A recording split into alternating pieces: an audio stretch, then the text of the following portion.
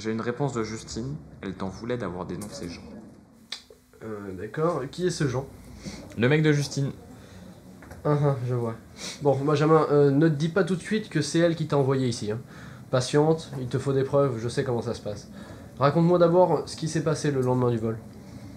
Alors, Justine a dit à tout le monde qu'elle m'avait vu sortir pendant la nuit, à l'heure du vol.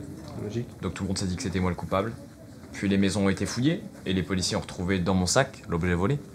Bien entendu, j'avais pas accédé à mon sac depuis plusieurs jours, parce que mon sac était dans la chambre d'Alice, quoi. Mais bon, personne n'a rien voulu savoir, donc j'ai été embarqué au poste. Et qu'est-ce qui s'est passé après?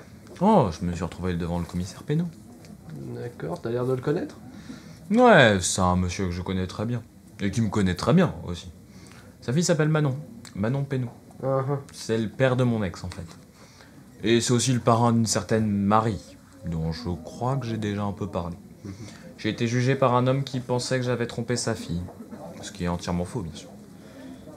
Et du coup, Tout me désignait comme le suspect numéro 1, quoi. Ouais. Donc, premièrement, l'objet volé avait été retrouvé dans mes affaires.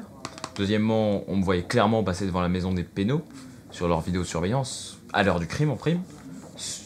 Sur ces images, je me dirige en direction du musée de la Marine, que j'ai dû contourner pour accéder à la plage. Ensuite, troisièmement, on a retrouvé mes empreintes au musée, ce qui est normal, vu que je l'avais visité des centaines de fois. Bon, peut-être pas autant, mais que j'avais visité au moins une fois le matin même, quoi.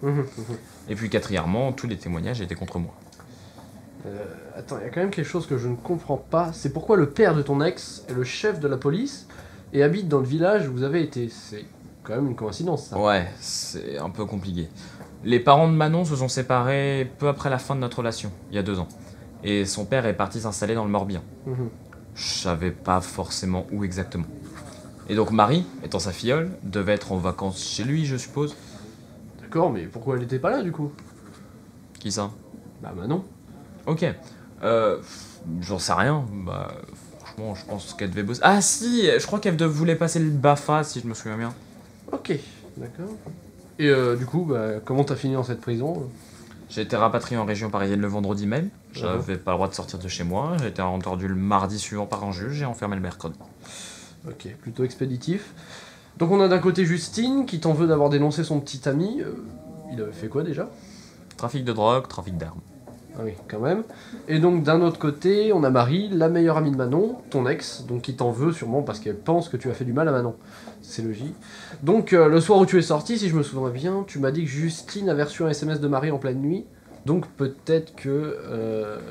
Benjamin Red, vous avez un visiteur. Qui? Une jeune femme du nom de Manon Pénaud.